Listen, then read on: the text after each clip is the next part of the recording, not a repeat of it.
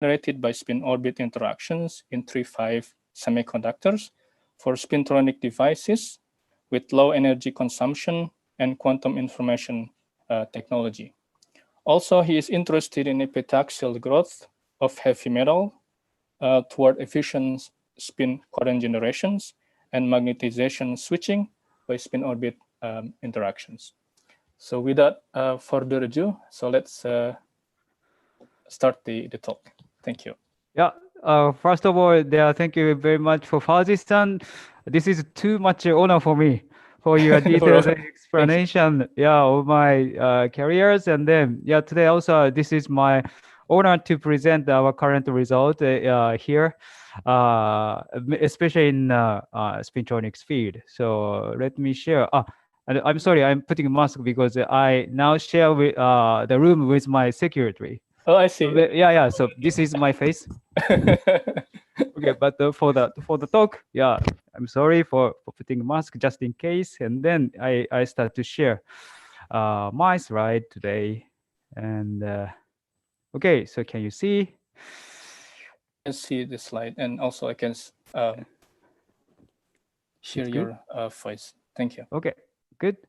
So then, so again, thank you very much for coming. And today I will talk about the spin, here's spin generation. I really changed my title: spin generation, spin manipulation, and the long spin transport by using the spin orbit interaction.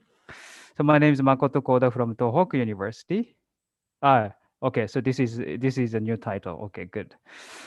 Okay, so today I will introduce the spintronics and what is the spintronics here. So usually everyone knows electronics where we use the charge degree of freedom in electrons. So this like the particle is like a charge, and usually people do not care so much about the spins, which is another degree of freedom in electrons.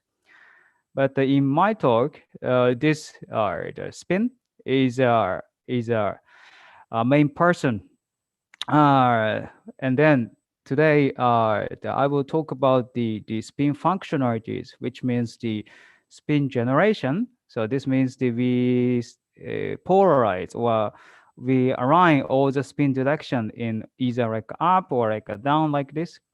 And also the spin manipulation means that we can control this spin state whatever we want like this. And finally, so this corresponds to the information processing. Then after that, we need to transfer our information from one place to another place. That corresponds to the long spin transport. So we need such a mainly like three different like fundamental technologies to use the spin degree of freedom in the state. Yeah, and then of course spin is it's a tiny magnet. So of course we can also control these spins by using the external magnetic field or like such a magnets through the Zeeman energy interaction. Yeah, but this is not so efficient way. And if you want to miniaturize our system to integrate, such a like a big magnet is not the good solution to use. So we focus on the spin orbit interaction or our spin orbitronics because we do not need to use the external magnetic field such as magnet in semiconductors. Okay, so and also the our what since I'm in the department of material science, so what kind of material that we are using so far is basically the semiconductor two-dimensional electron gas such as like gallium arsenide, indium gallium arsenide based quantum well structure. This is our main platform for the material. But not only that, as the Fauzi sensei, Professor Fauzi also introduced, we also use the heavy metal system because the heavy metal also shows the very large spin orbital interaction in the metal system. Also, we are recently also interested in the 2D materials such as like MOS2 or like a WS2. So this material has a spin degree of freedom, but also the Bali degree of freedom, which is not in my topic today. So by using these materials, we are working in Spintronics and also the Barytronics field. Okay, so then here's the outline of my talk. So first, we introduce what is the spin-orbit interaction in 35 semiconductors, like a gallium arsenide quantum well. And basically, this spin-orbit interaction acts as an effective magnetic field, not the real magnetic field, but effective magnetic field. And then, and after that, I will show the what is the advantage to use this spin-orbit interaction in a semiconductors or solid state. So basically, the main advantage is we can induce the spin orbit induced effective magnetic field, and that can be controlled by the external gate bias voltages. So this is a very nice way to control the spin states. And I will show the several the demonstrations. So one is the first one is the electrical spin generation and also the manipulation by using this spin orbit interaction. So this corresponds to the such a called spin precessional motion and also we use the spin momentum locking. And in order to preserve the spin information for a long distance or a long time, we use the persistent spin helix state, which is a very, very unique stable spin states. So, and then we extend our the research to not only the semiconductors, but also the epitaxial metals. So I will show some example of the spin orbit talk and also the magnetization switching, which is very, very important for the non-volatile memory devices. And finally, I conclude my talk. So here's a collaborator in this presentation. So I'm working with the Professor Junsaku Nitta's laboratories for a long time, and also we have a collaboration with the NTT Basic Research Laboratories, IBM Zurich Lab, and the ETH, and also the Chiba University in Japan. Okay, thank you very much for everyone here. Okay, so then first I will explain what is this spin orbit interaction in a solid state. So here is a dispersion relationship. So that means the vertical axis is electron energy, and the horizontal axis is electron wave number. So this parabola corresponds to the electron energy like this. P square over 2 m0. So this is electron energy. And without this spin orbit interaction, spin up and the spin down state degenerated each other. So that means these two are same energy like this. However, with this spin orbit interaction, these two are split to the wave number direction like this, and then there is a finite spin splitting energy. So that means these up and the down spins are no longer same energy. There is some like energy different like this. So this energy difference corresponds to the spin splitting energy. So the electron spin feels some like effective magnetic field, not the real like external magnetic field, but because of this splitting, the electron feels the effective magnetic field. So this effective magnetic field is proportional to the electron momentum and also the internal electric field, which I will explain later on. So this means when the electron is, let's say, moving to the positive p electron momentum direction, this effective magnetic field is, let's say, it's upwards. So electron spins start to precess around this effective magnetic field, as the electron is usually doing in external magnetic field. But the unique thing is when we change the electron momentum to be opposite direction, so which corresponds to negative p, then corresponding effective magnetic field also becomes opposite. So electron spin start to rotate in the opposite direction like this. So this is so-called the momentum-dependent effective magnetic field, and this is very, very important to control the spin state. And also so then what is this internal electric field? So this internal electric field is related to the semiconductor, the quantum well structure. So this is a potential structure in the conduction band of the semiconductor quantum well. So let's say, so this is the indium phosphide, indium gallium arsenide, indium aluminum arsenide, and then electron is confined by these two barrier layers. So that means the electron can only move either X or Y plane. So in this case, the electron is moving to the Y direction with the momentum P. Then this potential gradient corresponds to the induces the internal electric field because of the spatial derivative of the potential energy induces the electric field. So this electric field is along to the z direction. So as a result, the effective magnetic field is the outer product of this electron momentum and also this internal electric field that corresponds to the potential gradient in the band structure. Then the effective magnetic field becomes like x direction in this case. And then in addition to this, since in semiconductor quantum well, such the symmetric quantum well structure case, since the potential gradient is almost zero because here is a flat and all the potential is flat.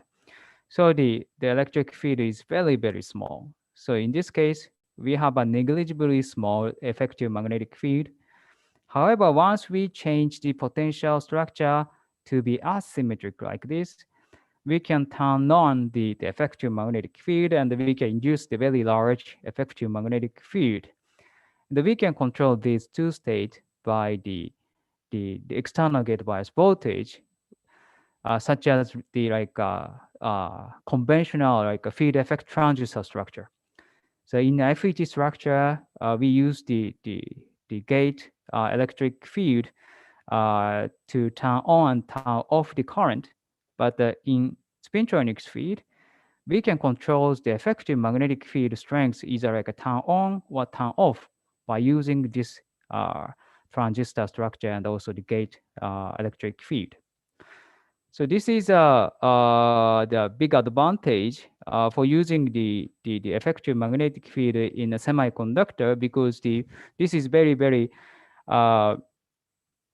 similar way to the conventional silicon technologies. And also we can control we can expect to have our spin functionalities without the external magnetic field and also the magnetic materials by using this spin orbit interaction. Then, so here's the example of the semiconductor quantum well structure. So we usually use the indium gallium arsenide based quantum well structure. So here's the quantum well. So structure is a little bit complicated like this, but basically here is a barrier layer, and then electron is confined in this quantum well. Then how much we can induce the effective magnetic field? So the corresponding effective magnetic field is on the order of 10 Tesla or almost 15 Tesla in the quantum well. Usually when we induce such a large magnetic field, we need a superconducting magnet with a very big facilities. However, when we use this spin orbit interaction in such a tiny semiconductor system, but we can induce the very large spin orbit effective magnetic field. So this is also the big advantage to use this effective magnetic field to control the spin states. Okay, so here's the example of the spin manipulation. So based on this indium gallium arsenide quantum well, we made such a tiny semiconductor mesoscopic ring structure or ring arrays like this. And then we apply the electric current from the left-hand side to the right-hand side. and also we put this like a top gate to control the effective magnetic field strength. So once the electron is going to this ring structure, electron is scattered because electron has also the wave nature. So that means the electron wave is scattered and separate in the clockwise or like counterclockwise direction. So that means the electron wave is propagating in the opposite direction and then come together after like 360-degree. And then there is some interference. Usually this interference is caused by the electron wave function, but since the electron has a spin degree of freedom, and then also this effective magnetic field is a momentum dependent. So that means when the electron is moving to the either like a left or right, so that means the opposite electron momentum. So electron spin rotate in the opposite also the direction. And then also there is some interference caused by this spin degree of freedom. So based on this spin rotation, we can detect the how much spin is rotated in this system by measuring simply the resistance. So here's the resistance as a function of the gate bias voltage, and the resistance shows such a nice oscillation. This corresponds to the spin precessional motion around the effective magnetic field, like this. Then either like up spin states or down spin states, the resistance is modulated like this.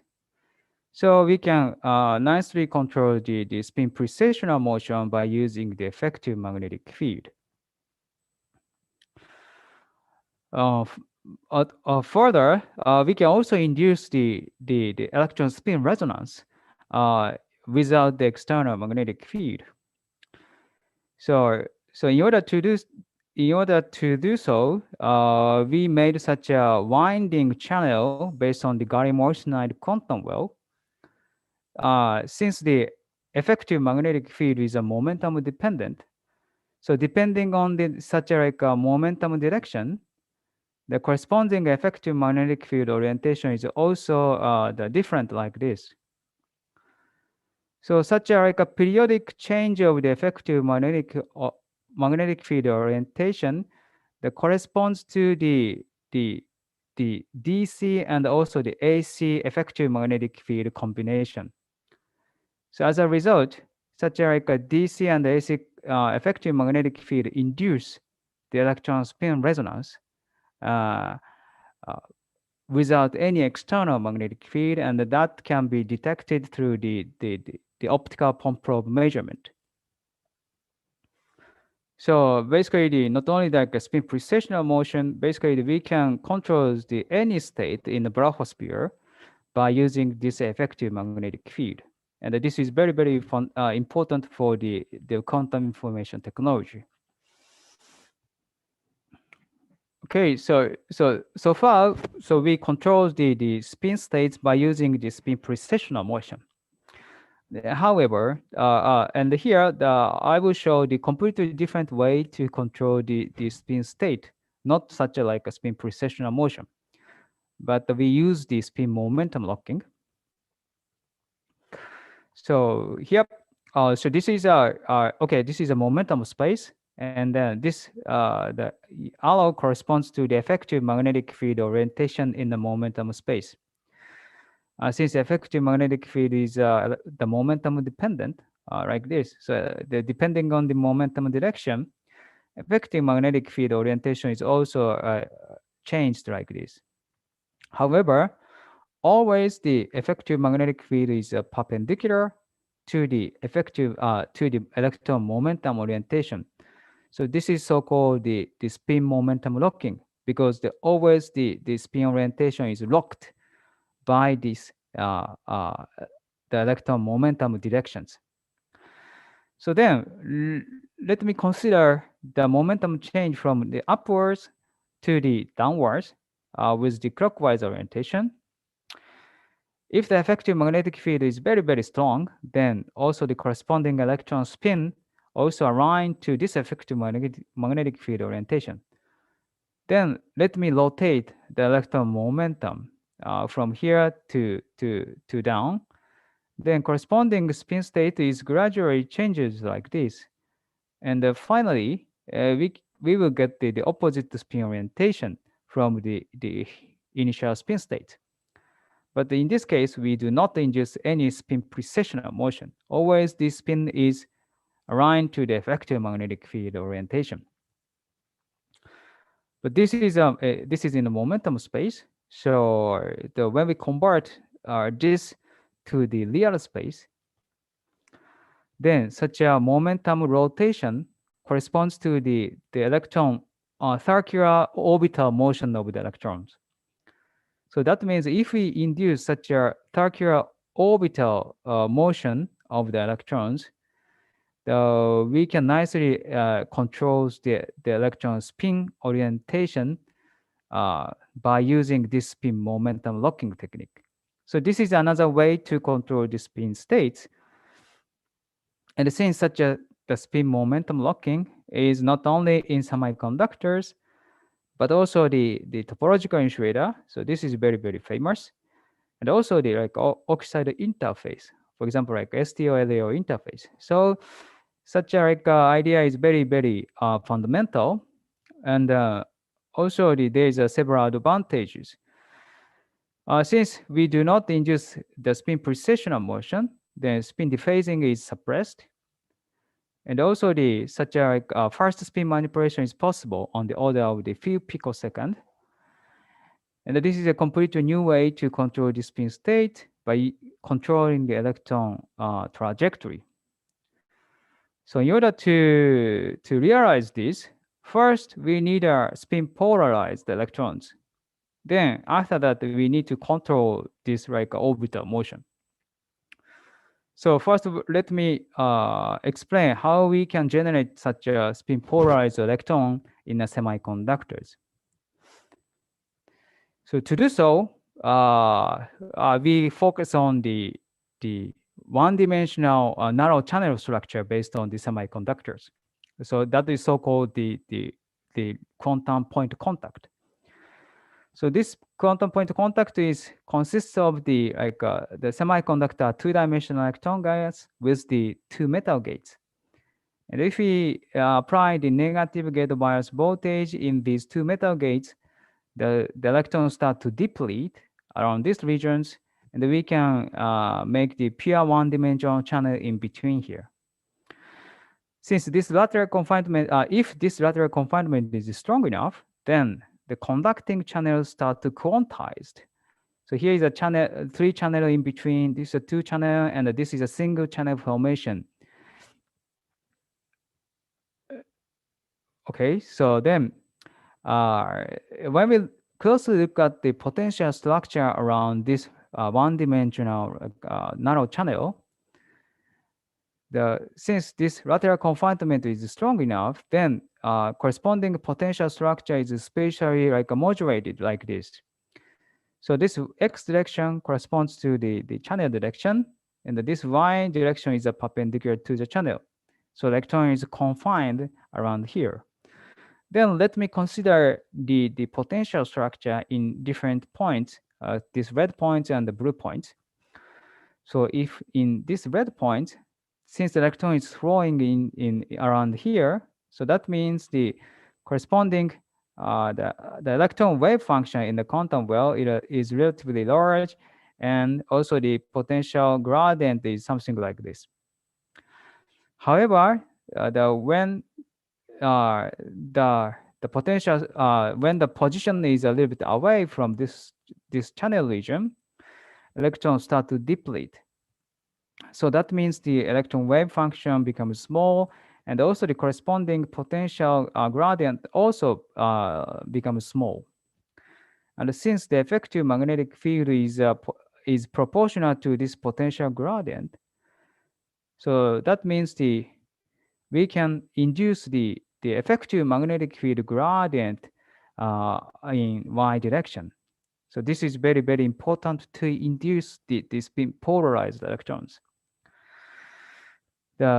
because since the spatial derivative of the energy corresponds to the force. So this is a very general the pictures. So that means if we, and also this, the energy now is corresponds to the spin spreading energy. So if we have a spatially dependent spin spreading energy, then that makes the sum force. So here, since we can induce the effective magnetic field gradient, so that means we can induce the spin dependent effective spin dependent force to the electron system. So this is completely same as the Stellen-Geller experiment in quantum physics. So maybe some of you have studied such a quantum physics, and then there is some experiment about Stern and also the Geller. And what they have done is they prepared like silver particles in a furnace, and then they emitted these silver particles, and then this go into the external magnet regions. And since magnet shape is asymmetric between this and the top and down, so there is some like a non-uniform external magnetic field. And going through this non-uniform external magnetic field, the spin up and the spin down are spatially separated, and the silver particle is deposited in these two regions. So the evidence of the spin angular momentum uh, in the quantum physics. And so basically the idea is completely the same. By using such a spin dependent force, that we can separate, and hopefully we can generate the spin polarized current in the nanometer size semiconductors. So this is the idea to generate the spin polarized current. And first, we simulate such an idea based on the wave function approach. So this is a electron wave function, and the down one is the spin density of the electrons. And then we consider such a QPC structure, the one-dimensional narrow channel structure, and we take into account the effective magnetic field gradient around this region. Then, when the electron wave function is going to this region, the spin up and the spin downs are spatially separated as the Stern-Gerhard experiments, and the down spin can only go through this narrowest constriction, and we can get the down spin polarization in the right hand side. So in order to realize this idea to the real device, we made this like the indium gallium arsenide based the quantum point contact structure, and we apply the source drain bias voltage, and we detect the conductance as a function of this side gate bias voltage. So when the electron effective magnetic field is weak, then we observe such a quantized plateau in steps of the 2e squared by h. So here is a single channel formation. This is a 2 channel, and this is a 3 channel in this QPC. When we induce the very strong effective magnetic field gradient, then in addition to this like a quantized state, we further observe the additional the plateau structure around 0.5 2e squared above h, which corresponds to the spin polarized state. So when we measure the spin polarization around this 0.5 plateau, the spin polarization is around like the 70%. The even like a higher 80% of the spin polarization is achieved in the lower conductance region. So as a result, we can induce such a we can generate the spin polarized current by using the indium gallium arsenide, the QPC structure. So okay, so then we next move to the spin manipulation. So again, we use such an indium gallium arsenide based quantum world structure, and we because we have a very large effective magnetic field, and we process into such a the hover type device with the top gate. And when we zoom in this part, we have two devices. One is the usual hover structure, and here is the parallel QPC structure. So when we further zoom in this part, we have two QPCs in a series. So one is the emitter, and the other is a collector. And we can control the conductance by modulating these two side gates. So in order to generate the such a circular orbital motion to control these spin states, we apply the small external perpendicular magnetic field to induce the cyclotron motion. Then electron is emitted from here and then collected to this another QPCs. Okay, so here is a detailed measurement conditions. Basically, we measure at very low temperature. So okay, so first, then first we set our conductance to be non-polarized plateau, which means the spin polarization is 0. So in this case, when we apply the small perpendicular external magnetic field, the conductance shows to these two peaks. So first peak corresponds to the direct coming electron from emitter to collector by the cyclotron motion. And the second broader peak corresponds that the once the electron is reflected on this wall and then refocusing to the collector, the narrow constrictions. So that's why we have two peaks. Then next we change the emitter is spin polarized because we set the conductance around here, but the collector is not spin resolved. So in such a case, the result is very, very similar to the non-polarized case here.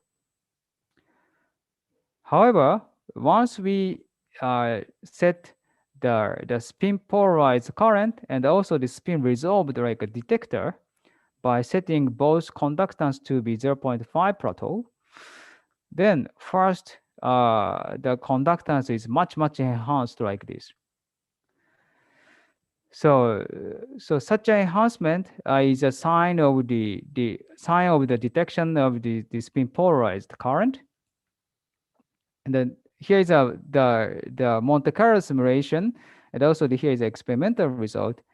And such an enhancement of the spin the detecting signal is well produced by the Monte Carlo simulation by considering such a spin manipulation by the spin momentum locking. So as a result, we detect the opposite spin orientation in a correct QPC, and this is a signature of the spin momentum locking induced spin manipulation. Okay, so far I showed the spin polarization, spin polarized current in semiconductor, and also the spin manipulation. Okay, like this, and this is very important for the Spintronics the devices because we can use the very nice spin functionalities without the external magnetic field. However, the spin orbit introduction also makes the very big problem. So that is the spin relaxation. So this is once we polarize or we align the spin orientation in let's say it's a perpendicular direction. But after like some time or after some like a scattering like events, the spin orientation or spin formation is completely disappear like this. So this is so-called the spin relaxation. So even we can we showed such a nice like a spin functionalities. As long as we use the spin orbit interaction, the spin information will disappear. So this is a drawback of for using the spin orbit interaction. So this means we cannot take both the like spin functionalities and also the like the long spin information transport. But the answer is is no. So we can take the both of them. So to show that, we use the very, very special the spin stable states, so-called the persistent spin helix state. So in 3-5 semiconductor quantum well, actually there is a two different spin orbital interactions. So one is the Rashburn spin orbital interaction due to the structure inversion asymmetry. So the potential gradient of the quantum well. And the other one is the Dresser-Hart spin orbital interaction.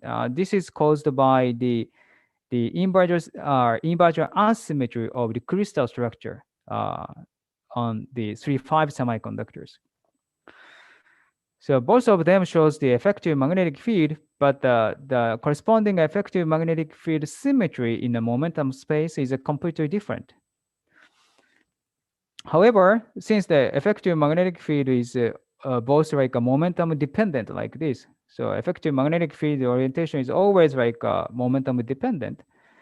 So that's why the electron spin information is disappear once the electron is scattered in a random orientation like this. However, the special thing is happens when we have a both spin orbit interaction at the same time with the same strength. So that means we add these two effective magnetic field. Then, for example, so this effective magnetic field is cancelled out, but this effective magnetic field becomes stronger. And in the end, the total effective magnetic field becomes the uniaxial orientation like this with the SU2 symmetry. So in such a uniaxial orientation of the effective magnetic field, even the electron is scattered in the random orientations. Always the spin precession axis is fixed in one direction. So that's why the spin start to rotate always along to this effective magnetic field orientation. So that's why the spin orientation is not randomized. As a result, we can induce the long spin transport. And also this state is controlled by the external gate bias voltage. So that's why we can preserve the spin information for a long distance, and also we can control the spin state like this. So we can take the both of them at the same time. So this is a very, very special feature of the persistent spin helix state. Okay, so in order to get this special state, we use the indium gallium arsenide with the magnet transport measurement at low temperature. So layer structure is very, very complicated, but again, we use the indium gallium arsenide based quantum well, and then we can precisely very finely tuning this potential structure to reach the Rashburn and the Dresser-Hart spin orbit reduction in the same strength. So this is very, very important. So the material design, like the quantum well design, is the most important thing to get the special spin states. So we measure the transport the resistance as a function of the perpendicular external magnetic field. So we nicely observe like a Cherenkov-Doherty oscillation, and then we can also apply the gate bias voltage, and then we can change the carrier density by using this gate bias voltage. Okay, so then we use the weak antilocalization effect to detect the spin relaxation. So this is a little bit special technique. So let me briefly explain what is the weak antilocalization. So here's our the semiconductor, the quantum well, and so electron. So there is some like a scattering like impurities, for example, here. So when the electron is coming to here, there's the finite possibility to scatter and then go back to the original point like this. And there's another possibility to take the completely the opposite path. So same as the like mesoscopic ring structure. So these two paths of the electron wave function are interfere at this original point. And usually, usually if the spin-orbit interaction is very, very weak, then basically the wave function is come back to this place, and then these two wave functions they constructively interfere. So that means the electron wants to localize around this point.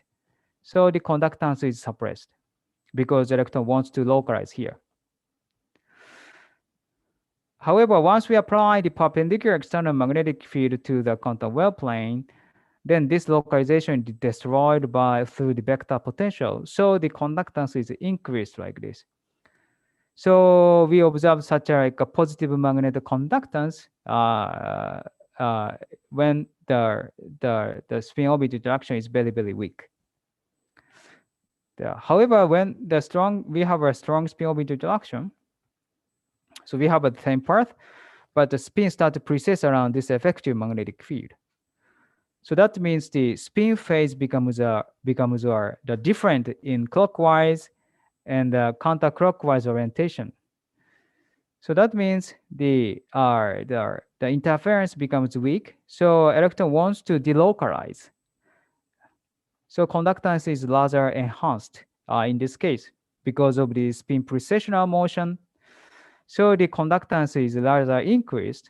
But again, once we apply the perpendicular external magnetic field, this spin phase difference is once compensated by the vector potential.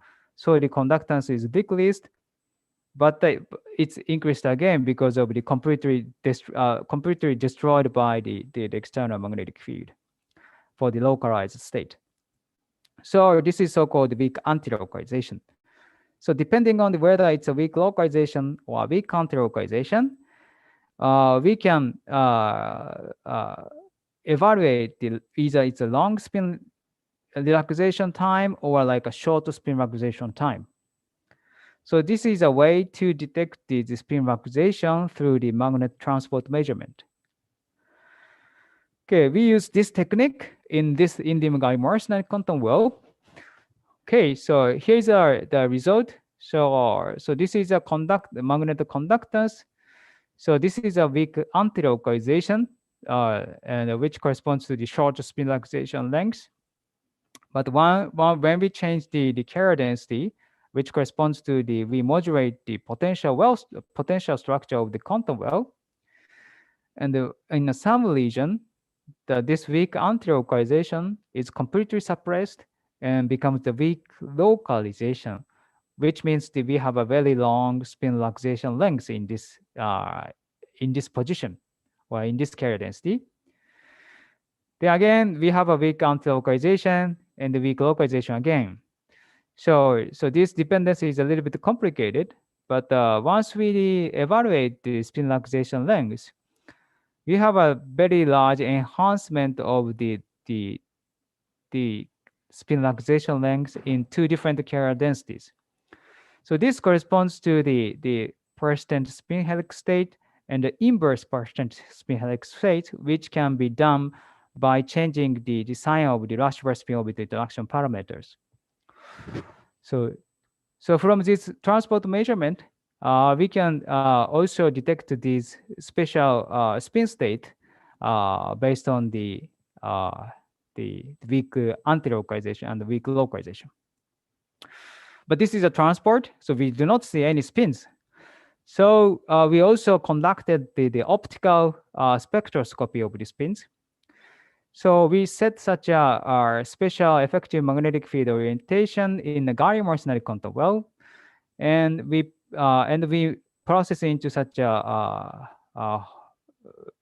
crossbar type of the devices, and we excite the spin polarized electrons by using the circularly polarized the lasers.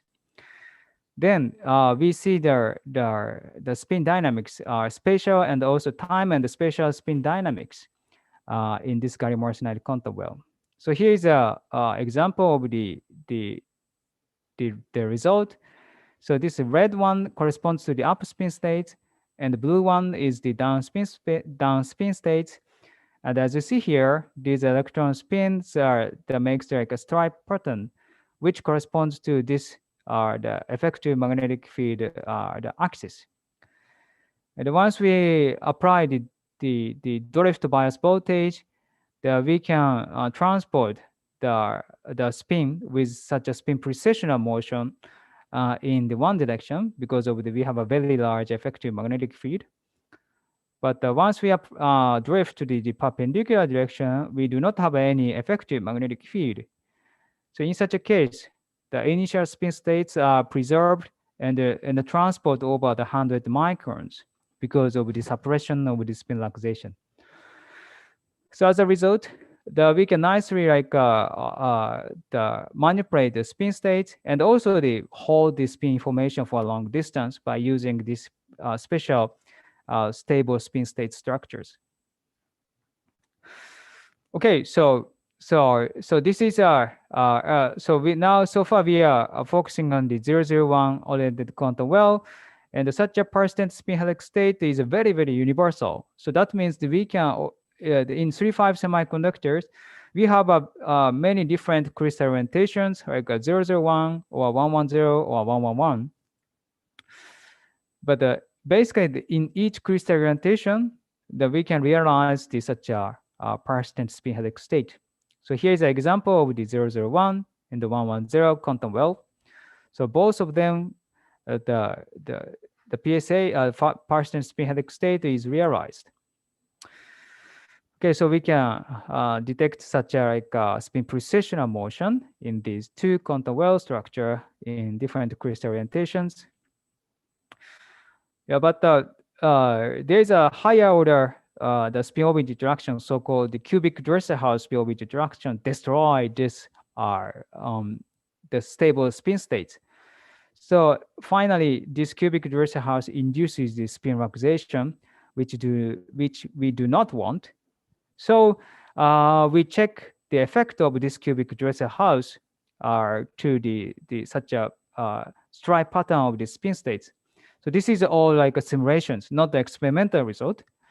But we conducted the optical pump probe measurement in a simulation is in 001 and the 110 gallium arsenide quantum well with different the cubic Dresser-Haus parameters. So as the cubic Dresser-Haus spin orbit interaction becomes large, so this stripe pattern is gradually destroyed, and then in the case of a 110 quantum well, it completely is destroyed, and then usual spin relaxation takes place. But in the case of 001 gallium arsenide quantum well, there's still like a stripe pattern is preserved. So that means the robust spin relaxation is possible in the case of the 001 quantum well. Okay. However, when we conduct the weak localization simulation, in a 110 quantum well, always we observe the weak localization with different cubic Dresser-Haus spin orbit interaction. So as you remembered, this weak localization is a sign of the long spin relaxation length. So that means in this case, the robust spin relaxation is 110, not the 001. So the cubic Dresser-Haus field acts differently in optical measurement and also the transport measurement. So we have to be very careful about this. Okay, so further review of the persistent spin helix is here. So if you are interested in, you can take a look at this like a review paper.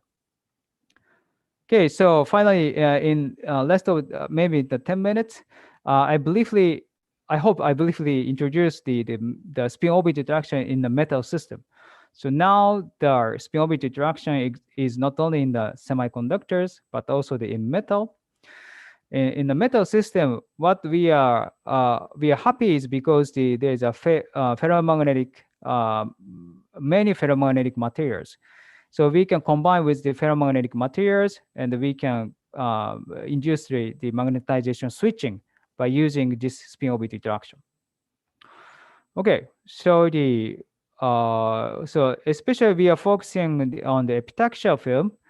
Usually, in the metal system, we can either take such a epitaxial structure, polycrystal structure, or like amorphous structure.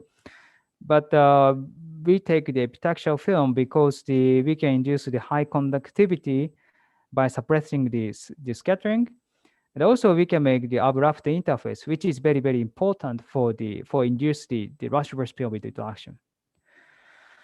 Okay, so first we glow the epitaxial platinum on the 111 MgO substrate by using this sputtering the method. So this is a polycrystal case because we have a different crystal orientations like this.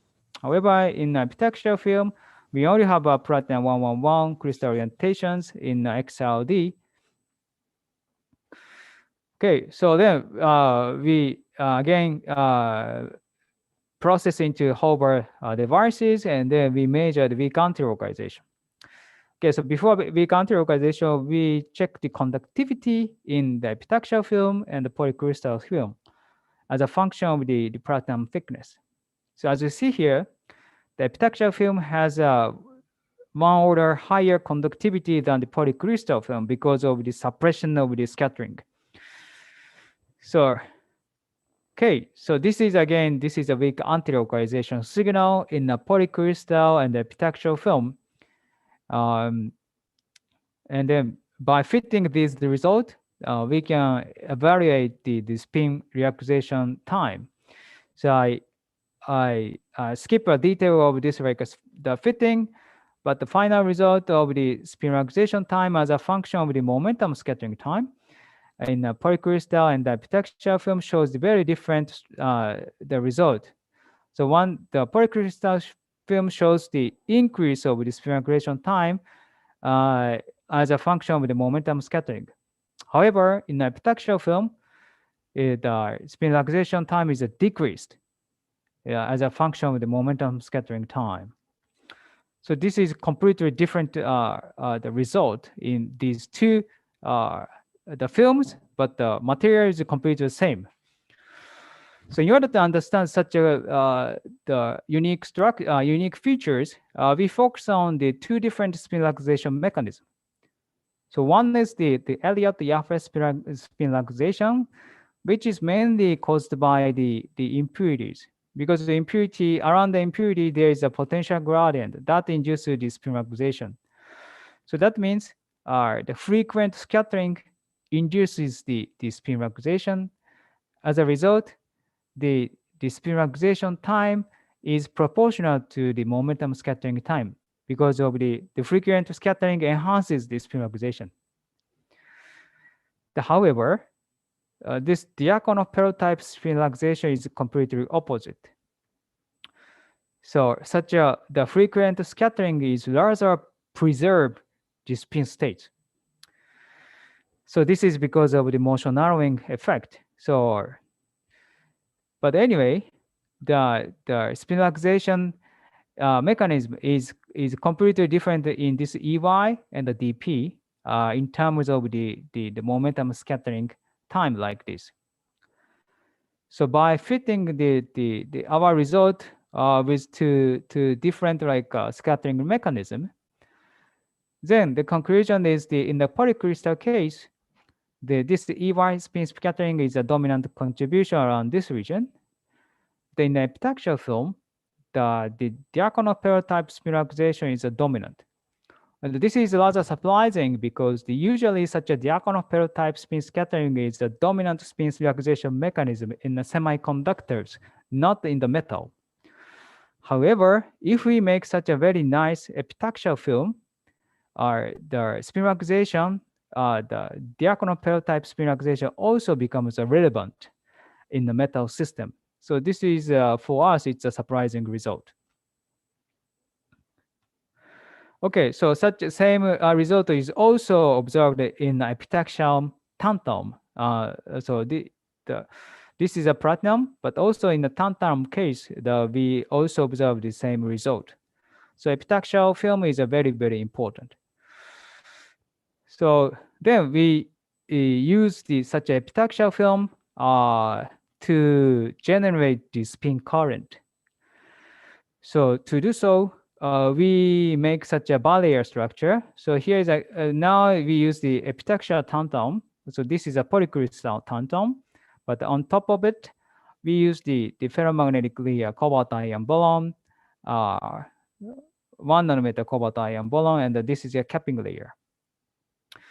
Okay, then we measure the spin current generation in both film through the spin Hall magnetic resistance. So this spin Hall magnetic resistance is the magnetized it's a resistance anisotropy depending on the spin orientation and also the magnetization orientations. So in the heavy metal layer like tantalum or like platinum, because of the very large spin orbit interaction, the spin Hall effect induces the spin current perpendicular to the current the electron current the orientations. And if this electron spin orientation is parallel to the effective parallel to the magnetic moment in the ferromagnetic materials, then this is just like reflected and contributed again as a charge current. So that means it's a low resistance condition. However, when the effect the local magnetic moment is perpendicular to this electron spin orientation, this electron spin angular momentum is preserved to this local magnetic moment. So that means that induces less the current contribution for the charge electron for the electrons. As a result, so this makes a little bit like a larger resistance. So depending on the current direction and also the magnetic orientations, the resistance is slightly different like this. So this is a result of the external magnetic field orientation dependence of the resistance. So depending on which direction we apply the external magnetic field, the resistance is slightly different. That is because of these two different mechanisms. And that is caused by the spin current generation. So from this resistance, we can also evaluate how much the spin current is generated in the heavy metal. So okay, so this is the real result of our films, the epitaxial tantalum and amorphous tantalum. So also we detect such a resistance difference depending on the external magnetic field orientations. Okay, so this is the complete set of the result. So we rotate the external magnetic field in different the angles like this. And then we plot the corresponding resistance. And the resistance shows such a like oscillation behavior because of the relative orientation of the spin electron spin orientation and also the local magnetic moment. So from this result, we can extract the resistance contribution due to the spin current generation, which is this like green one. So so when we compare this like angle dependence between the epitaxial film and amorphous film, as you see here, even though the same thickness of the tantalum, but this resistance modulation is completely different between these two, which indicates the epitaxial tantalum shows the very large spin current generation in the when we compare with the amorphous film. So by fitting, so this is the resistance change as a function of the tantalum thickness. So by fitting all the results, I'm not going to the detail, but the final result is this spin Hall angle. So spin Hall angle corresponds to the how much spin is generated in the system. And as you see here, the epitaxial tantalum shows the much larger value than this amorphous the film. So as a result, we can generate the efficient spin current generation in epitaxial film, even though these two are same material. So, and okay, so this is the why. So then why we have such a large or the spin efficient spin current generation in the epitaxial film? So in order to understand this, we plot the spin Hall angle as a function of the tantum resistivity. So the orange line corresponds to the epitaxial film, and this green one is the reference, which corresponds to the polycrystal film or amorphous film. So from this gradient and also this intercept, we can assign what's the origin of this spin Hall angle. So in the case of like a epitaxial film, the skew scattering contribution is almost zero because this intercept goes to zero. However, there's a very large skew scattering contribution for the amorphous tantum. So this makes the big difference for the spin current generation between the epitaxial film and also the amorphous film. Okay, and then finally, based on this like efficient spin current generation, we can induce the efficient magnetization switching by applying the current. So this is a current-induced magnetization switching. So the magnetization switching is more efficient for the epitaxial film than the amorphous film. So this is very good for the non-volatile like memory devices. Okay, so finally, I conclude my talk. So I talked about the spin-orbit interaction in semiconductors and also the epitaxial film, metal film. So basically, we can realize such a variety of the like spin functionalities and also the like magnetization switching by using the spin-orbit interaction. So spin-orbit interaction is a very, very important and fundamental idea to utilize the spin degree of freedom in solid state. So thank you very much for your listening. Thank you very much, Kohda Sensei, for a very nice and interesting talk on both the fundamental aspect of spin-orbit interactions and its applications to spintronics. Now this colloquium is open for questions and comment. Please write your comment in the chat box, or you can ask directly the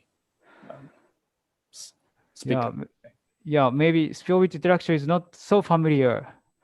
So maybe a little bit too difficult. Yeah, but yeah. There is okay. So there's one questions coming from Dr. Heski Hastio. Is it possible to get quantized conductivity? That's his questions. So this quantize the conductivity for the maybe semiconductors or? Yeah, Dr. Heski, can you elaborate the questions more? Probably in a point contact, I think. No, spin Hall conductivity. Spin Hall conductivity. Thank you very much for the very nice questions. And in theory, yes, spin Hall conductivity it becomes basically it becomes quantized in a theory in a specific value, which is determined by only the internal physical parameters. Yeah, but in real case, the spin Hall basically so far we do not observe like quantized spin Hall conductivity so far. Yeah, because the idea of the spin Hall effect, yes, so far not, but in theory, yes. Thank you very much. Any other questions from the audience? Okay, so I have one questions on the first part of your talk. For the Stern-Gerlach type experiments, in semiconductor, usually we have a lot of disorders, especially for the low mobility samples.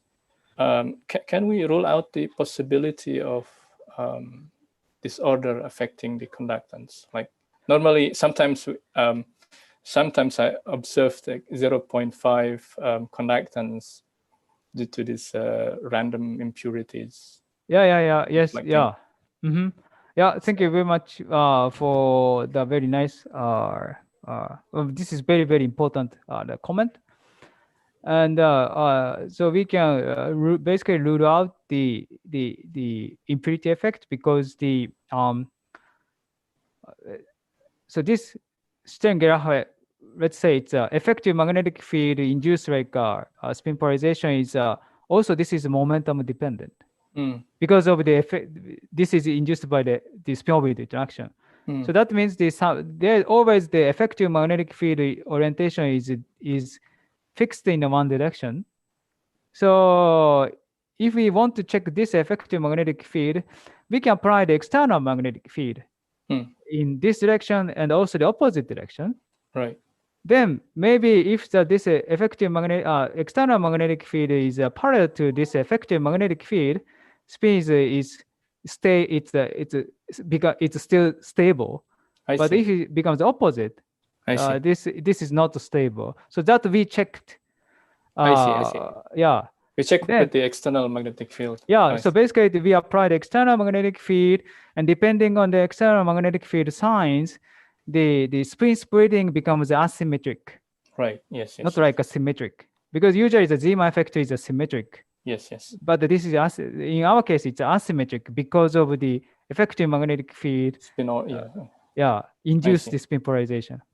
I see. So, thank you very much. So, any other questions from the audience? So, I have also another question concerning the Adelstein effect in the. Yes. There's a lot of recently coming. Yes. In the physical review, is it possible to polarize the nuclear spin using this Adelstein effect in the indium gallium arsenide structure in your case?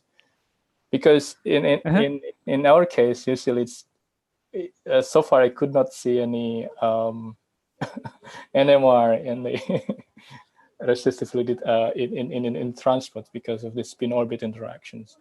Yeah, that's also very, very important. And basically,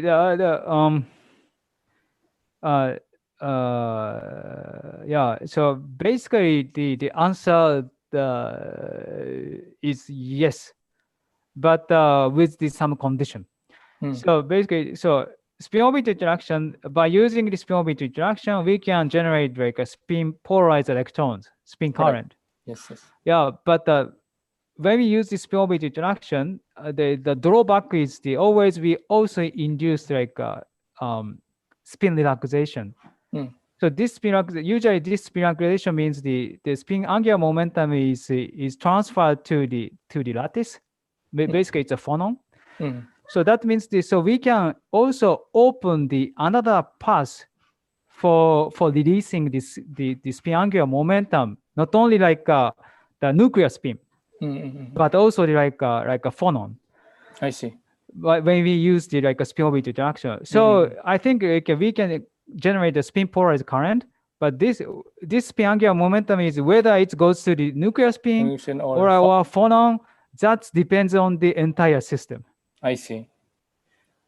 I see. So it could go to the phonon and also, but you can also transfer its momentum to the nuclear spin, but we don't know which one is more safe. Yeah. So which one is more efficient? Depending on the which is more efficient, then we can determine. I see. Thanks a lot. Yeah. Okay, so there is also questions coming from Dr. Heskey. The first question is, what is the origin of skew scattering? Is it disorder? Yes, thank you very much for the fundamental question. Yeah, yes, basically it's due to the disorder for this skew scattering. So that means depending on the conductivity, then this like whether it's the skew scattering or more intrinsic. Intrinsic means it's coming from the band structure itself. That's depending on the conductivity. So, and also, do you observe any side jump? So the question is yes and no. because the maybe I can share my slide again. Here, so basically, in the case of the side jump, the side jump is always entangled with the intrinsic spin Hall conductivity. So far we cannot separate these two. So indeed we observe so this gradient means that we have a finite the contribution either from the intrinsic or side jump, but we cannot so far separate it. Yeah, but basically we can detect like a side jump contribution. So yeah, so this is my answer. Is there any way to separate the two contributions? Maybe yes. So one is the temperature dependence. So temperature dependence might be different between like intrinsic and also the side jump, because side jump is So then we might separate these two. Yeah. I see. Thank you very much. That's very interesting. Any other question from the audience? Maybe the is it platinum and okay, so there is Pak Andi mungkin bisa langsung.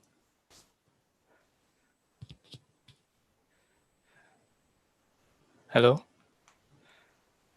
There's a questions coming from okay from Mr. Andy privately. Yes. What is the difference between platinum and tantalum? So platinum and tantalum has sort of like different spin orbit interactions, coupling, and so on. That's what. Yes. I see. Okay, so platinum and tantalum. The reasons why you use platinum and tantalum because the spin orbit interactions are just different. Which one is this stronger? Yeah, basically, so far the platinum should be, the generally platinum is a larger spin Hall like angle than the tantalum. But that's also dependent on the resistivity, for example. Yeah, I see. Because the platinum is very conductive. Yeah, but the tantalum is if we make like amorphous structure, the conductivity is very low. So that means we can induce the many scattering events. But such a scattering events also induce the like spin Hall effect more frequently. So so depending on the resistivity, which one would be more efficient? That depends on. But in general, comment like a platinum is usually it's a larger spin Hall conductivity. I see. Thank you very much. Any other questions from the audience? If it's not the case, then thanks again, Professor Makoto Kohda, for giving a talk in our institutes. Yeah, this is very much my pleasure. Yeah, thank you very much. Yeah, thank you. For listening, for many people. Yeah, I hope I can meet you face to face in the near future. Yes. Yeah, and until then, let's keep healthy and also keep in touch.